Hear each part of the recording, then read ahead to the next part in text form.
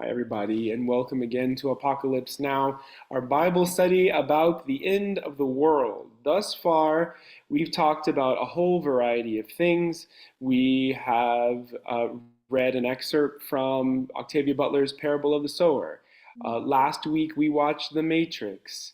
We've talked about a person called Harold Camping who predicted that the world would end on May 21st, 2012.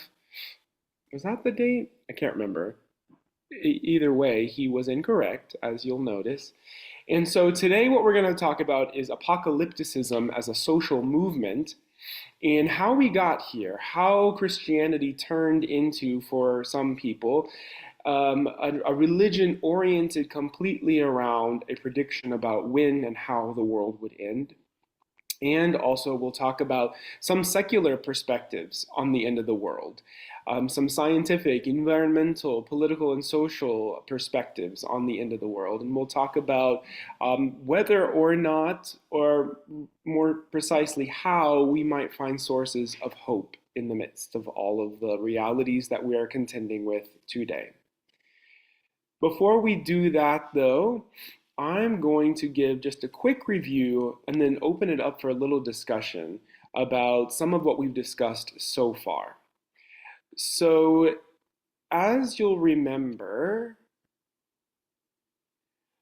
as we talk about apocalypse, what we're really talking about is not just an event that happens, but there are several different apocalypses in the Bible, and particularly in the time that the Bible was being composed, the various books of the Bible were being composed. The ones that made it into the Bible are Daniel and Revelation. But apocalypse is really a genre of ancient writing. And here are some aspects of that genre. A human or supernatural being reveals some kind of profound truth. Often, apocalypses, almost always, are accompanied by fantastical visions, often that come through dreams, that very often feature violent imagery. In the genre, there's this sense of dualism, that there's a supreme good and a supreme evil that are battling. And there's a sense of triumphalism, meaning that the supreme good will win in the end. It's inevitable. There's nothing that anyone can do to stop it or change it. And then lastly, and this is the piece of things that's most important for us, is that very often what's being described in this vision is not a prediction of the future, but instead an interpretation, a way of describing the present. And usually it's political realities that are being described. And so when, for instance, we see in the book of Daniel a suggestion that Daniel sees these beasts, a bear with 3 tusks, a lion with eagle's wings, and then a 4-headed cat-like beast that looked like a leopard or a cheetah, and a beast that had 10 horns, 3 of which were plucked out, and then another comes up. What's being described here, and the angel accompanying Daniel through his visions actually starts talking about this, is that what these beasts refer to are not literal creatures, but actually the different empires that had taken control of the Israelite peoples. And so with the culmination of the dragon-like creature being a reference to the Greek Empire. And we talked a little bit in our discussion of Daniel about the different kings that were being pointed to with the horns, and a whole long elaboration of how these different beasts actually point to contemporary political realities. Then we talked about Revelation and the revelation of John. This is not John the Baptist. This is not the John that we think of as being the author of the Gospels, but this is a different John, a John who was exiled to the island of Patmos because he was critical of the Roman Empire. And then here again, we have a lot more imagery in terms of violent destruction of human bodies and torture and a whole variety of other things. Excuse me, my dog is trying to get in on the conversation. Go, no. But what we also get in John is a pretty clear suggestion that what John's talking about in his apocalypse, in his revelation, in his vision, is actually the Roman Empire. An empire that at this point was persecuting Christians, an empire that at this point had persecuted John himself. And so that's just a quick summary of some of what we've discussed so far in terms of these different revelations, these different apocalypses.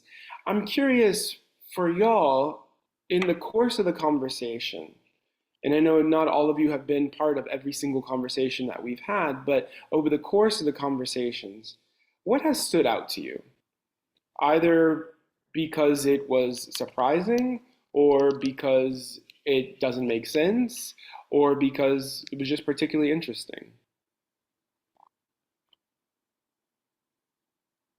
I was thinking about literary, for me, the experience I'm having, doing a deeper dive than I ever have. And, I'm taking in the Roar book right now too, which has a lot of good theology, foundation framework. And then you watch Goldblum's Chaos too, along with this, with all the Greek mythology. And the mythology just coming through so strong on this, gods and this and that, and the battles of, angels and beasts and stuff. And, I'm reading along the Bible, I got a lot of poetry going in my head, but all of a sudden this chapter has really hit me from a mythological basis of the literary of it. Yeah, thanks for naming that, Keith, because you can actually, if you want to do a deeper dive into either Daniel or the book of Revelation, there are lots of folks who have written about how the stories, the images, the patterns show up in other cultures too.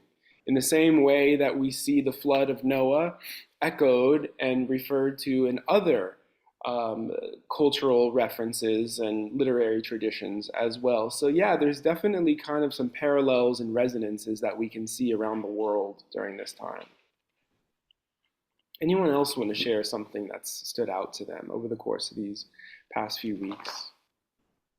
Tony, it thinking about it, I have one thought that continues to come back to me, and that's as far as religion is concerned, for the thousands of years that it's been in existence, it seems to need something magic, something supernatural, something beyond the scope of understanding of us mere mortals.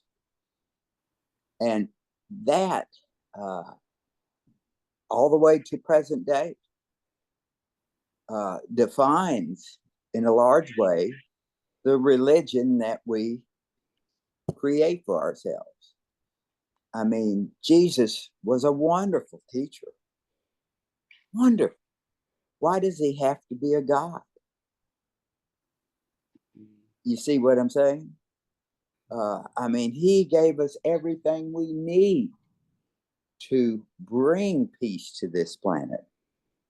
But it seems to me we're stuck in, well, this God over here, that's our God, not your God. Oh, forget that. He's a puny God. I've got no answer for it. And that keeps coming back to me. Hmm. Yeah, it's an interesting point, John, and particularly thinking about in Christianity, when at the very beginnings of this religion, there were people who did not believe that Jesus was God. They believed that he was a divinely inspired person, like so many folks. Those people who made that argument ultimately did not win out. They were declared heretics and exiled.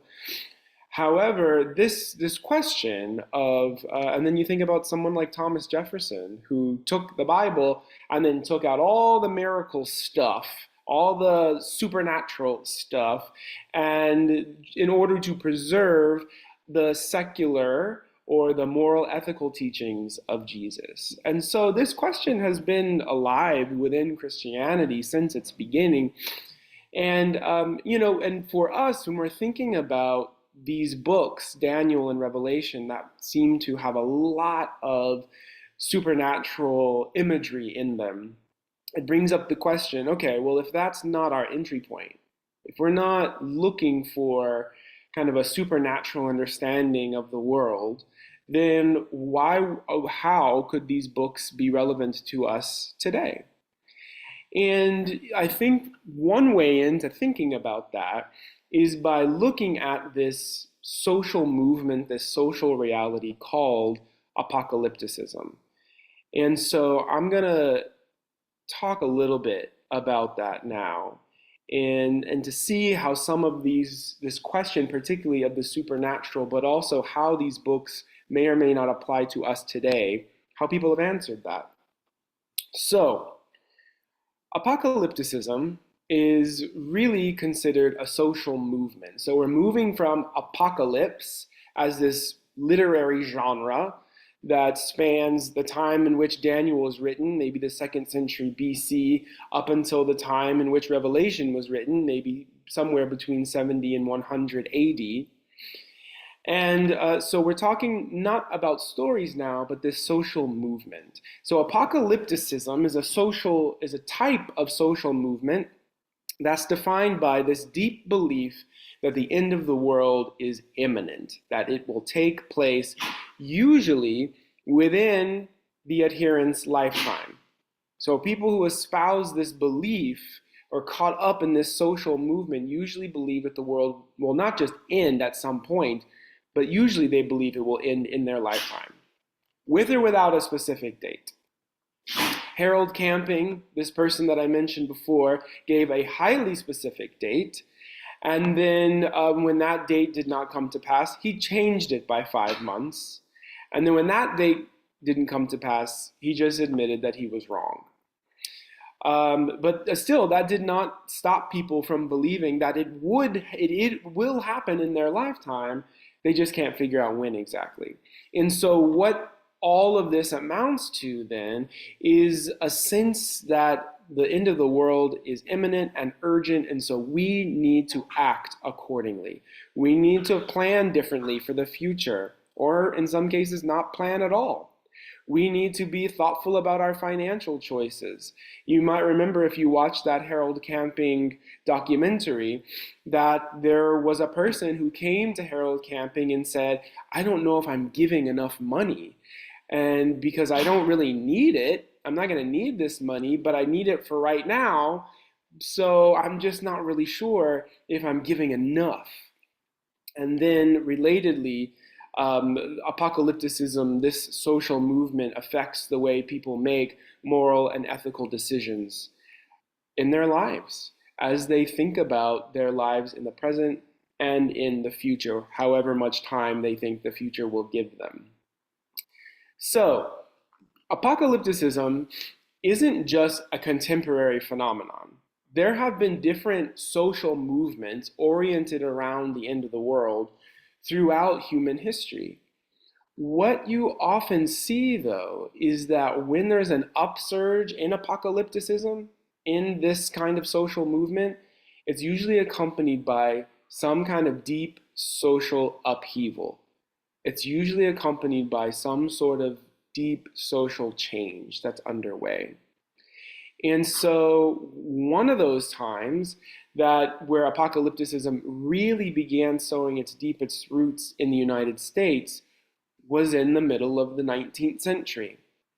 This is a man named William Miller, who, as you can see, was born in 1782, died in 1849, and he believed that the end of the world would occur sometime between March 21st, 1843 and March 21st, 1844. He says, my principles in brief are that Jesus Christ will come again to this earth, cleanse, purify, and take possession of the earth with all the saints. And this was a belief that was rooted in a particular way that he read the Bible. Little background about William Miller. He was raised Baptist, but in New York State, but he soon converted to deism, that religion that we hear about sometimes in studying colonial America, particularly the founding fathers. Thomas Jefferson is often held up as one of the world's most famous deists. These were people who believed that there was a God, but whose will you could not understand. You could not ascertain that this was a God who was governed by rationality. And one of the most famous metaphors that deists use is that God is a divine clockmaker, that God set everything up and then just turned the clock on, and it's operating. So William Miller converted to deism while he lived in Vermont during the War of 1812. And during that time, he had a series of very traumatic experiences that eventually led him back to his Baptist roots. And so in that time, he started trying to reconcile and fit together deism and his Baptist beliefs. And so he dived into the Bible trying to harmonize its various contradictions with the belief that he could use rationality and reason to bring harmony to the Bible. And that led him into Daniel and Revelation and trying to fit these two books together in a way that made rational sense. And so this leads him to come up to focus on this passage in Daniel. Unto 2,300 days, then shall the sanctuary be cleansed. So William Miller sees this passage, he reads the events that are described in Revelation, and he decides that what this ultimately means is that after the Temple of Jerusalem is rebuilt, then that's when the clock starts.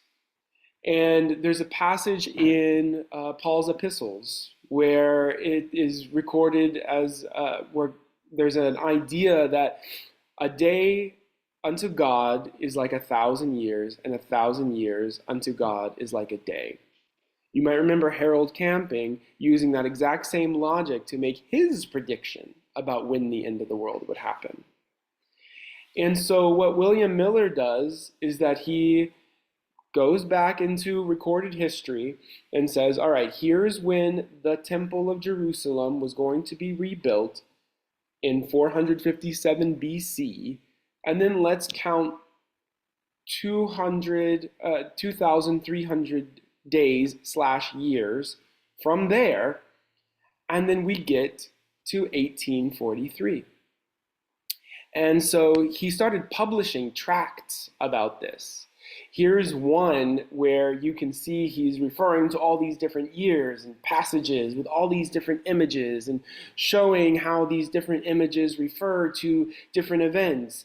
And it's almost like a really complicated mathematical formula that produces the date that he pointed to. And so here you see at the bottom, 1843, 1843, God's everlasting kingdom.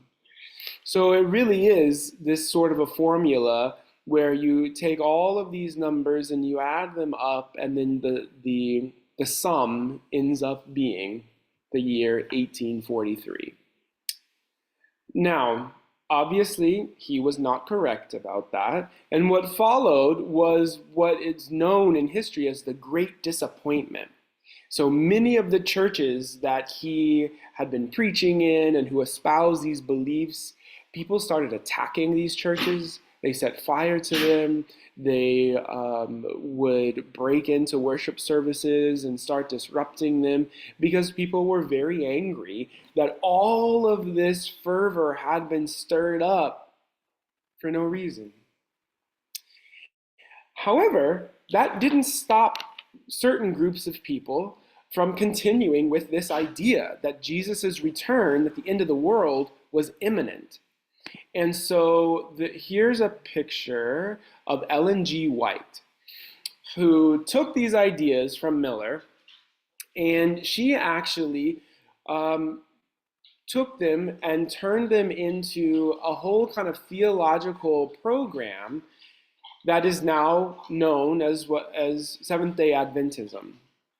And along with a few other people, she is really known as heralded as one of the founders of Seventh-day Adventism, taking the principles of William Miller, that approach to understanding the Bible, that approach to understanding Revelations and God's imminent return, and they built a whole other religious movement out of it. In addition to the Seventh-day Adventists, there was another social movement that birthed out of William Miller's ideas, and that was known as the Davidians and the Branch Davidians. The most famous Branch Davidian is David Koresh, who you might know from just popular culture, was a person who in Waco, Texas, where the Branch Davidians had a center there, he began stockpiling weapons. He began sort of recruiting and forcing people into what essentially has now become known as a cult. And so David Koresh, he actually met with a very violent end because the FBI and several others, you may remember this news story, stormed the Waco, Texas center and ended up killing him. And he was doing all of this, stockpiling and abusing people, and all under the auspices of the end of the world coming very quickly. And so when we look back at the origin for a lot of these ideas, we come back to William Miller and people who have now described these offshoots of his ideas as these are Millerite religious movements. Again, based on the idea that you can read the Bible in such a way that produces a blueprint, a plan for the end of the world. Now, Seventh-day Adventism and this story of David Koresh, they're particular stories of what is still kind of a general principle that we see other people espousing in different ways. And so here are Billy Graham, the well-known televangelist, Adrian Rogers, who is the person who kind of turned Bellevue Baptist into the mega church that we all know and love, and Harold Camping, the person that I've been referring to kind of throughout this session. And each of them believe that you can look at the Bible and find a coherent whole using reason and rationality. You can add 2 and 2 and get 4. Even though these are all different books written at totally different times for totally different groups of people, these folks believe that you can read the Bible literally and form a coherent narrative. So, again, one, it's interesting, and we can certainly talk about that approach to understanding the Bible and interpreting the Bible and reading the Bible. However, what you see in these surges of apocalypticism, again, when you look at what's happening in those contemporary moments, you see a lot of social upheaval. In the mid-19th century in the United States, the beginnings of the Civil War, what would lead to the Civil War, are percolating. When you look at the rise of people like Billy Graham, Adrian Rogers, Harold Camping, they're all coming into themselves in the 1970s, 1980s. Again, a time of pretty incredible social upheaval and social change. And we're in a moment right now where I think you could pretty easily make the argument that there is a surge of apocalypticism.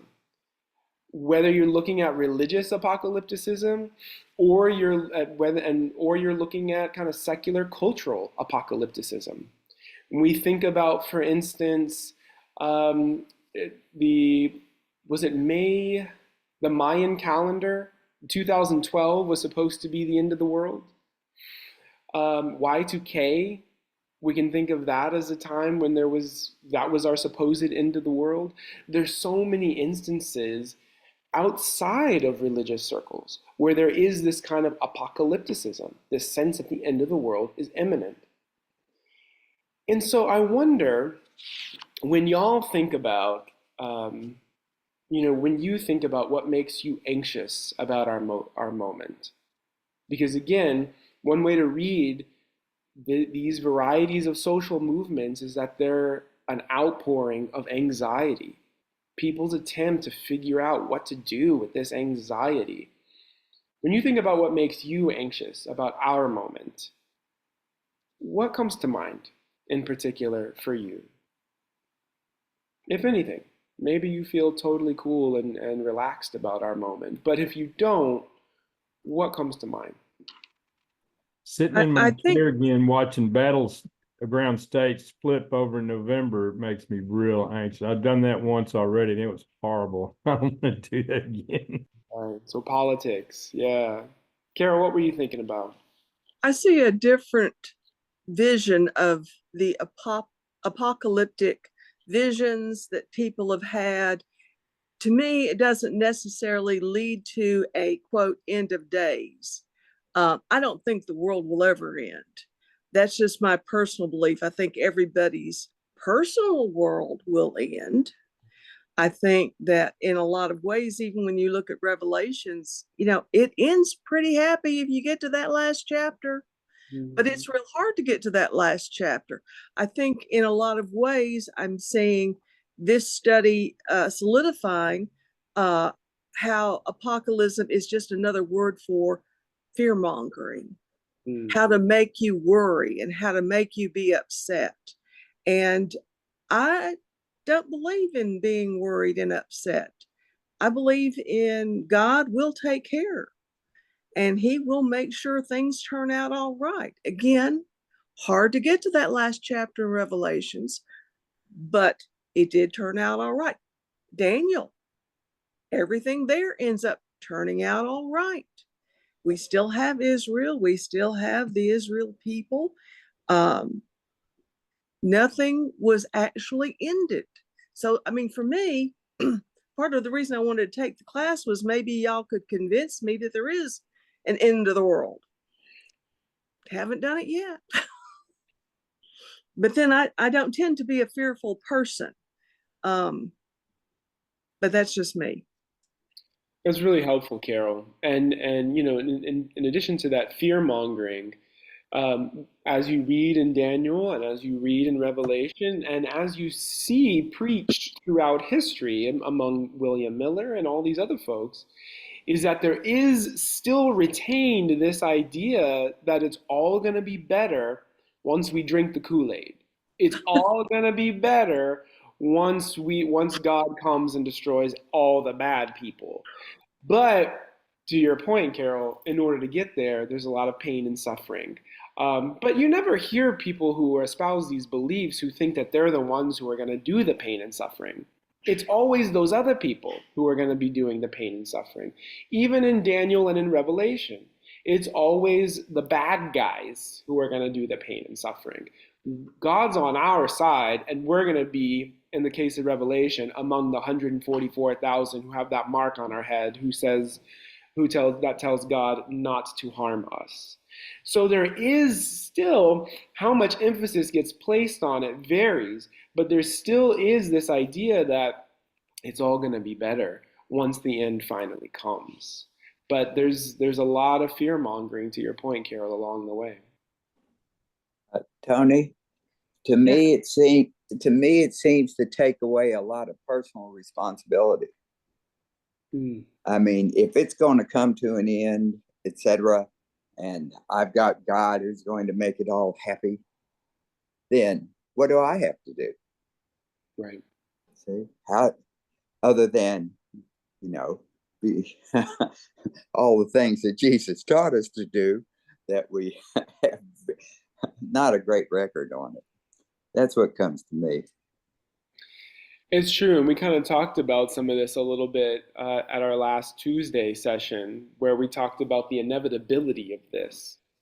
And that's what's different about what distinguishes the apocalypses from prophecies. If you look at the Hebrew scriptures, prophecies, the prophets Jeremiah, Isaiah, Micah, Amos, all of them, they're all saying, hey, Israel, listen up. You need to get your act together. Otherwise, here's what's going to happen. These, Daniel and Revelation, these authors are saying, yeah, this is just going to happen, no matter what you do. You have already, in a way, made your choice. The righteous are the righteous and the unrighteous are the unrighteous. So just buckle up because this is going to happen. So it's true, there is an inevitability to it. What about other folks? Wait, yeah, Julia. Um, when I'm watching the news and I see flooding and I see fires and I see things that are examples of global warming, I feel a little like we're getting hints at kind of both a prophecy and an apocalypse, just what you were describing, Tony, a little bit of the things. I mean, there's a certain amount of change of the earth and times when there's going to be upheaval that have happened, millions of years ago and may happen again. And so some of this may actually be very natural. But at the same time, it does feel to me like there's also that pointing to, y'all better pay attention. I kind of feel like the earth is this living creature that's giving us, it's almost like a child who is crying and it's trying to tell you something that it is the only way it has to tell you, and that the earth is trying to tell us that selfishness and greed and all of these things are taking a greater toll than they can, and it's telling us the best way it can, and that may be God's voice for us right now. Anyway, it doesn't make me run around doing this, but it also does say, like you were saying, there's things that are very likely to happen if we continue on the path of selfishness. Yeah, thanks for naming that, Julia. And so, thinking particularly about the environment, kind of as a source of this anxiety about the end of the world. And anything else folks want to name? We've talked about politics. We've talked about the environment. Are there other realities that folks feel a kind of anxiety about as you look around and observe the state of the world?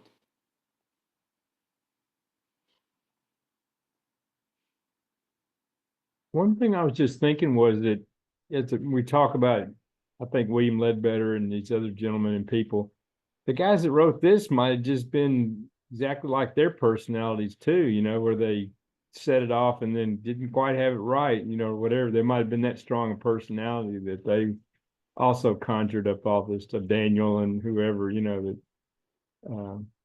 I don't know. It's just I can't help but sometimes de-escalate it a little bit, but it's just, and this, again, back to the beginning of the thing is that this stuff is interpreted so strongly by these guys holding these Bibles, as we've discussed this several times in our classes, about how the interpretation of this literature is so, that 2 and 2 equals 4. There's so many of these people that put that together out of this poetry, mythology, and every other dream and conjure up. Sometimes this is putting it in that perspective for me too, that might just have been a strong personality, that had a dream and wrote it down, whatever. Divinely inspired gets to be not so much a case to me as we investigate all this sometimes.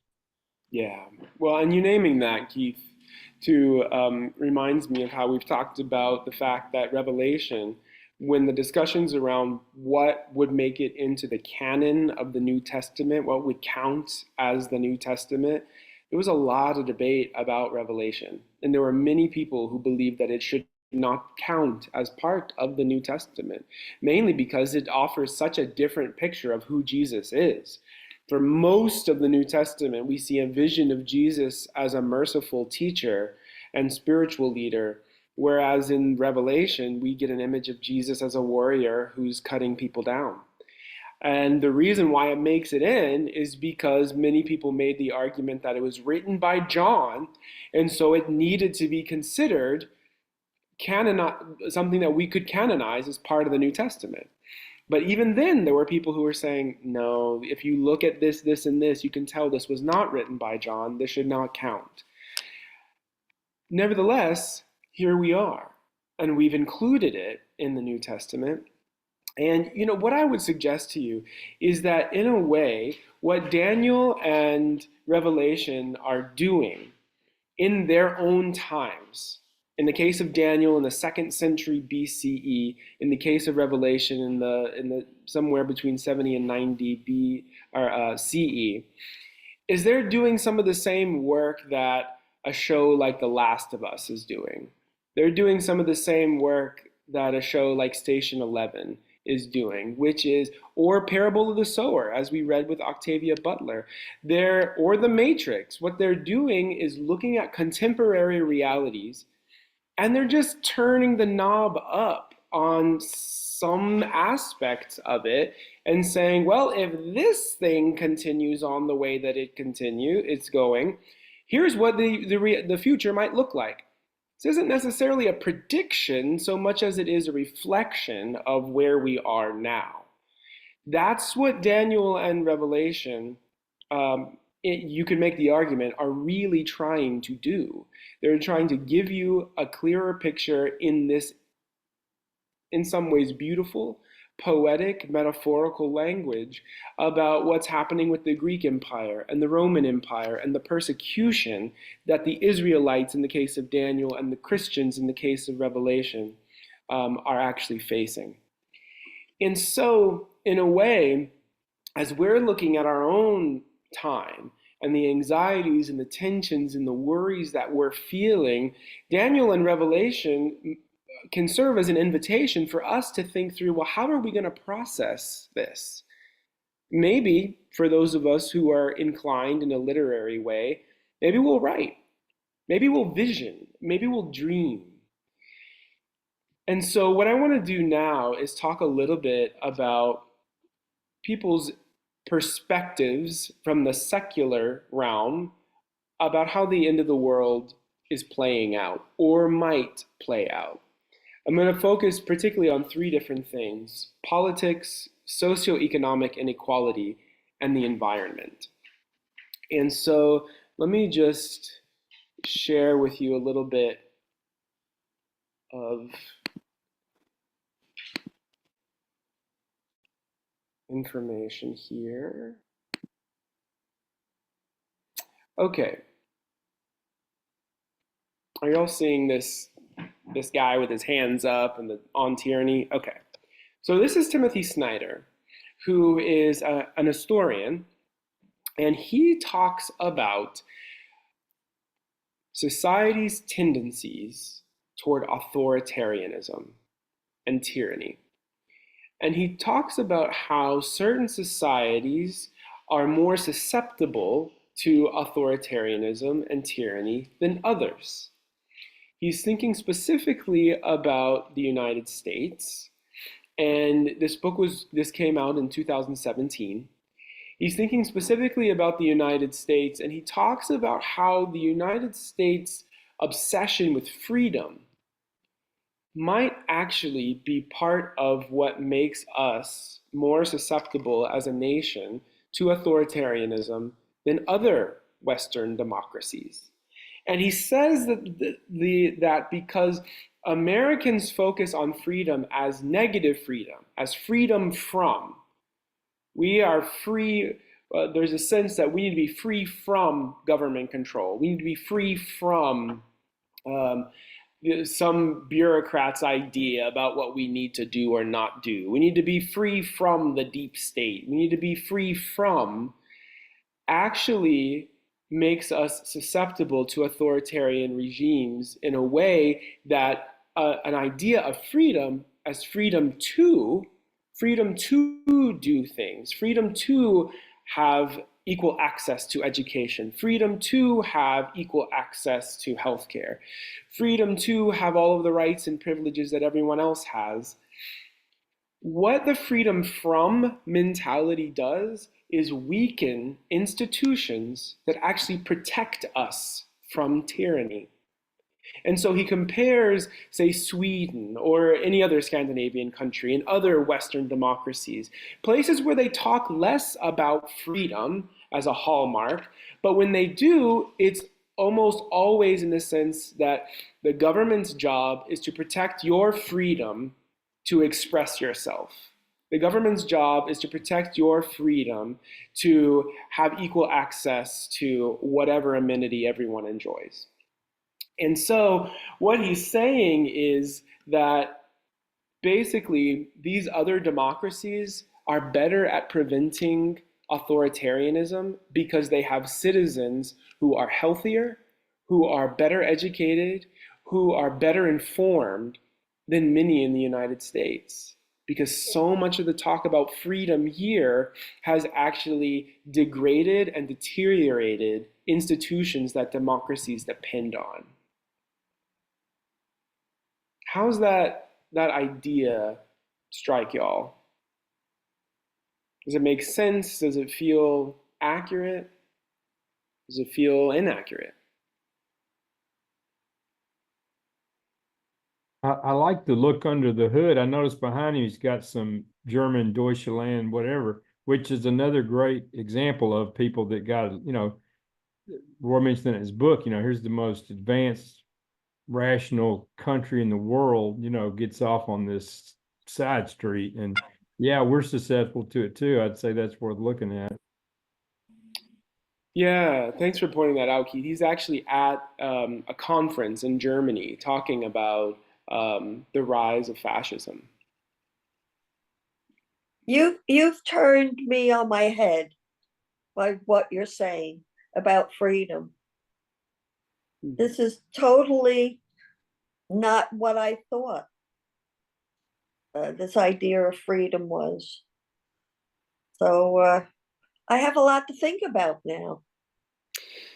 Yeah, it's really interesting to think because so many of us have been raised in a culture where, when we thought about freedom, it was about trying to push something away. Leave me alone so I can do whatever I want to do. So government, you don't need to tell me this, that, or the other thing, or you don't need to try to control this, that, or the other thing. And so, yeah, the idea that it's actually we're talking about a freedom a freedom that enables, that empowers. It's a different mentality. It's a different way of thinking about what a government's job is. So for him, it's really that whole mentality of freedom from, the rugged individual, all of that makes us more susceptible to fascism. So I'm just going to kind of set up these different problems that we're talking about, offering a little bit of insight, other people's insight into them. And then we'll talk about, by the end of this, some reasons for hope. So stand by while we go through the parade of anxieties. The next issue, the sort of world-ending or potentially world-ending issue, is the ridiculous level of socioeconomic inequality that we see around the world now. And so what this graph illustrates is how this is a graph that illustrates the richest 10% in the populations of Australia, Canada, France, USA, and so on. This is the richest 10% of these countries. And what you're seeing on this graph is the amount of total wealth and total income that they have. So in the 1980s, the richest 10% of Americans had about 35% of all the wealth in the whole country. As we move 40 years later, that has increased to almost half. So almost half of the wealth in this country is held by about 10% of the population. And we're seeing similar trends happen in most of these democratic societies. And we see it's particularly exaggerated here in Italy and in the USA. And so what we're seeing is that the trend is taking us backwards in time to the turn of the 20th century, when there was some of the greatest income inequality that the world has ever seen. And going along with that, we're seeing increased hunger. We're seeing a degradation of housing. We're seeing a whole variety of issues that are going along with that, because this richest 10% in all of these countries, but I think particularly in the United States, we can say, it's not as if now that this richest 10% of people own almost half of the wealth in this country that they're doling it out democratically. They're just holding it. They're holding on to it. And they're using it to continue to reshape politics and policies in ways that support their interests. Now, as we continue on and think about some of the pressing issues that we're facing as a species, as human beings, what comes top of mind for many of us is the environment. And so here's a picture of the Aral Sea. The Aral Sea is in Central Asia, kind of near Azerbaijan and Kazakhstan. And it used to be water. It used to be an actual sea. And here is a picture of its bottom, because it has by and large dried up. And so this is just one example of the environmental degradation and devastation that we're seeing in all kinds of ways around the world. Dried up bodies of water, or shorelines that are receding. In other places, we're seeing shorelines increase, go deeper into the landmass. I ran into some acquaintances who are from Miami just recently. They live here, they have for the past 10 years. They had just visited Miami, they were celebrating it, they love it, it's a place where they have lots of family. I asked them, do you think you might move back there? And they said no, because in 10 years, it probably won't even be there. That's probably an exaggeration, but nevertheless, it's something that's in people's minds. People are making plans, they're planning for the future oriented around what they assume to be this inevitable environmental devastation. And so, where does this all lead us? Are there glimmers of hope in the midst of all of this? Well, it depends on who you ask, right? And so, thinking about the environment, for instance, the Paris Treaty of 2015 that I think a lot of us may have heard about or read about, that treaty, that agreement, set a goal to hold the increase in the global average temperature to below 2 degrees Celsius. And so there was a whole system, a whole program of different things that the participating countries could do to help achieve that goal. And as you know, perhaps the Trump administration withdrew the United States from that treaty, that agreement. However, Joe Biden's administration reactivated the US's participation in it. Now, nevertheless, there are still people who are fairly certain that we're going to overshoot that number. We're not going to make it in terms of that goal. And so they've created already what's called a climate overshoot commission, which is basically just preparing for us to fail at reaching those goals. And so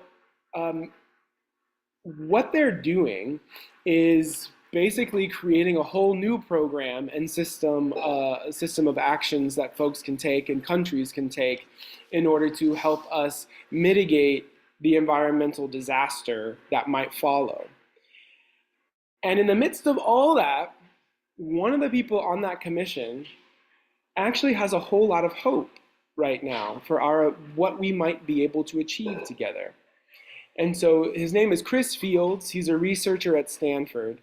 And here's what he's had to say. We muddle through everything. He's talking about just the way social change happens in general. We muddle through it. And all of the evidence to date is that we're going to muddle through accelerating climate action.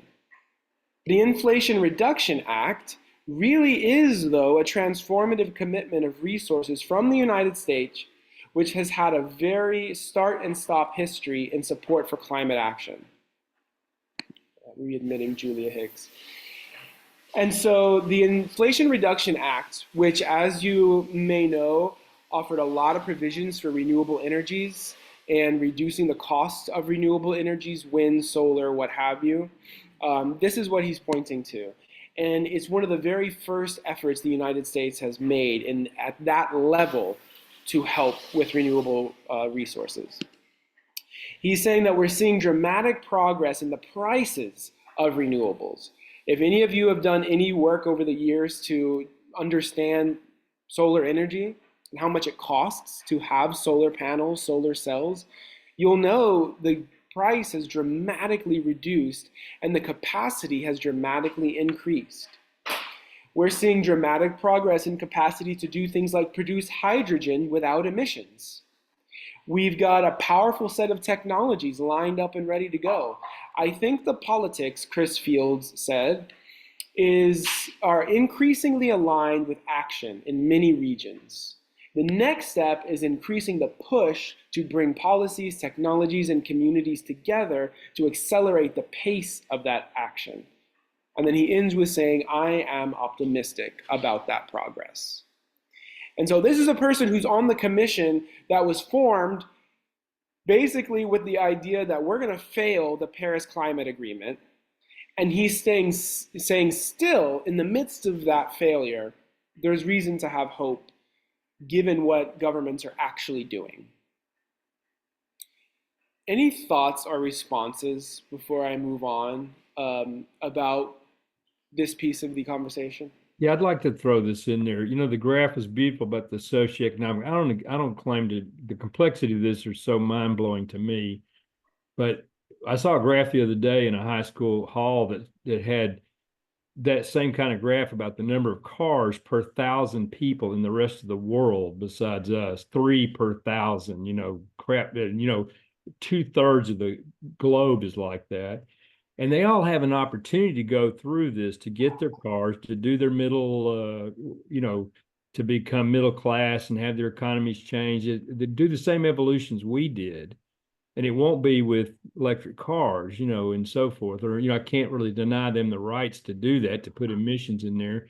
And my own personal feeling and where I carry is that in my grandchildren's lifetime, there will be squabbles over water. What we did about oil will be nothing compared to what, the aerial sea drying up in the rest of the world, in Australia, or wherever this global thing happens. We have to brace for that coming up,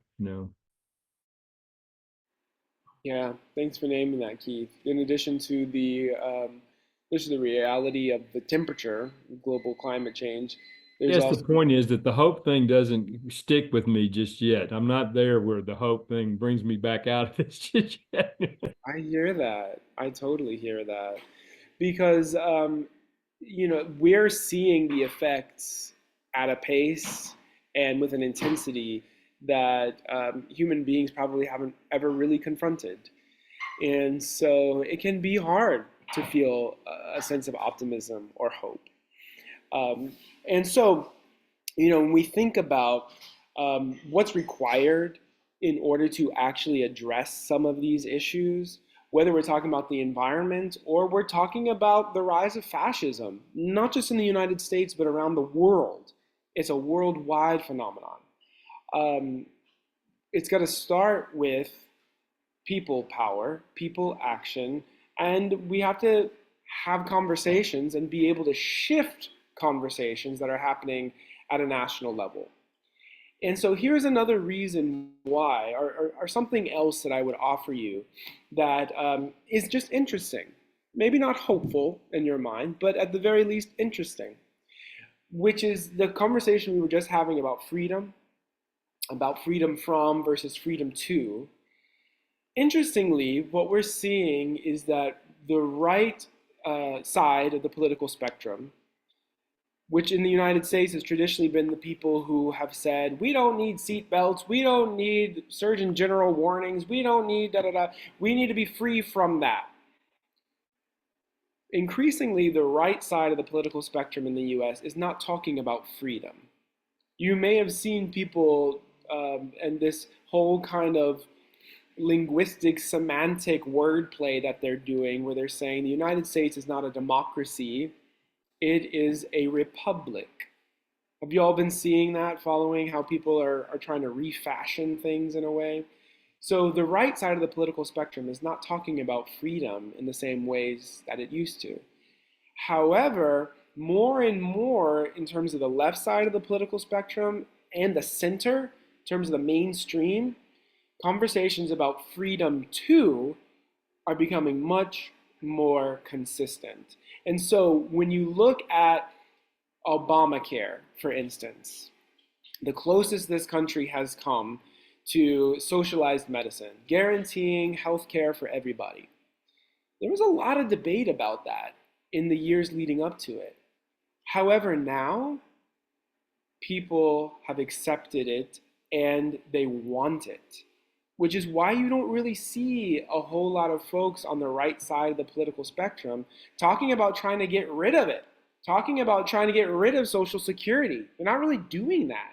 In fact, many of them are talking about protecting it because they realize that people's appetites, the sense of what freedom means and what the government's job is starting to shift in some significant ways. And so suddenly we're moving from being a society where freedom is really understood as we should have the rights to do whatever we want, the government needs to stay out of our business, to more and more people on either end of the political spectrum saying, actually, we want the government to make sure that we have access to health care. We want the government to make sure that we can retire at a reasonable age. We want the government to do that. Is that universal? No. However, more and more people are moving in that direction, which again is either interesting at the least or hopeful maybe at best. Carol, what are you thinking about?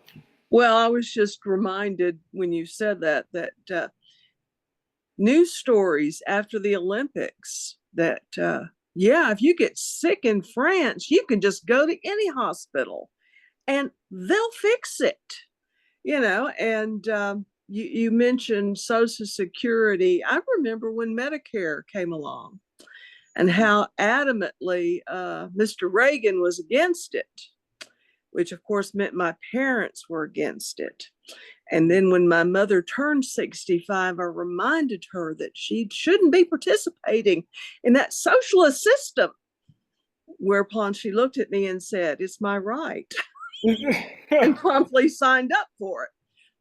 So a lot of these things that if you look at the long view, yeah, it was considered ridiculous.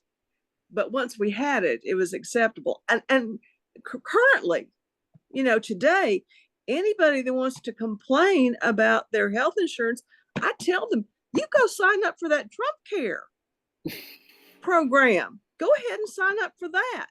That is the best thing for you to do. And I've yet to find anybody that wants to do that. Mm-hmm. Because he didn't have anything. But yeah. You go to France and you break your leg, you're going to get taken care of. It's better to go there and have a heart attack than it is here in this country. Yeah. Especially for me, because they're going to make sure I'm not pregnant first. Before they do anything for me. That's just my 2 cents. Thank you for your 2 cents, Carol. No, it's really true. I mean, just what you're naming is, one, just the public awareness of different ways to do this, one, and then two, even something that people have fought against, once they get it and they understand why it exists, suddenly the perspective starts to shift. And I think that's a big part of what we've seen happen with people's opinions about Obamacare. in particular over the last several years. And so all of this is to say is that when we look at the apocalyptic literature of Daniel and Revelation, there is a sense of the inevitability of God's coming to fix everything. And also, that inevitability comes from God's effort, right? It's not that it just happens, God makes it happen. And so, in conjunction with the efforts of a whole lot of other people, not all of them are human, some of them are angels, some of them are beasts, but nevertheless, these inevitable shifts that result in a new Jerusalem, a new heaven and a new earth, a new reality that's grounded in hope and justice and equity, that happens through effort. Now, we could walk away from this conversation feeling as if God is going to be engaged in that effort with us, or God's just going to take care of it. That would be one thing to take away from the books of Daniel and Revelation. Another thing to take away is that it's going to require effort. It's going to require our effort. It's going to require the effort of the people that we know in order to bring about this hopeful vision for what the world could be. It's going to require participation. And if we can participate in it, maybe there is an inevitability to it. Because all of the problems that we've named are problems that people have created and made, which means they are problems that people can uncreate and unmake. It's not too late with the environment in particular. We haven't reached that point of no return yet. And even the guy who's on the Climate Overshoot Commission has reason to feel hope. And so, as we bring this piece of the conversation to a close, I want to leave you with that there's a relationship, even in Daniel and Revelation, between hope and effort. The next time we get together will be next Wednesday, this coming Wednesday, rather. No, scratch that. Next Wednesday, September 25th. We will gather at Diane Lorenzi's house, and we will read a short story together that is sort of a humorous take on the end of the world. And yet, like apocalyptic literature in general, also offers us some insights into what's most important about our present. And so if you're interested in going to that, feel free to just email me and I'll send you Diane's home address. And it might also be in the directory, but if you can't find it one way or another, just email me and I'll make sure you get it. Any final questions or thoughts before we bring this conversation to a close for today? All right, y'all. Well, I thank you so much, and I hope that you have a wonderful rest of the day. Thank you, Tony.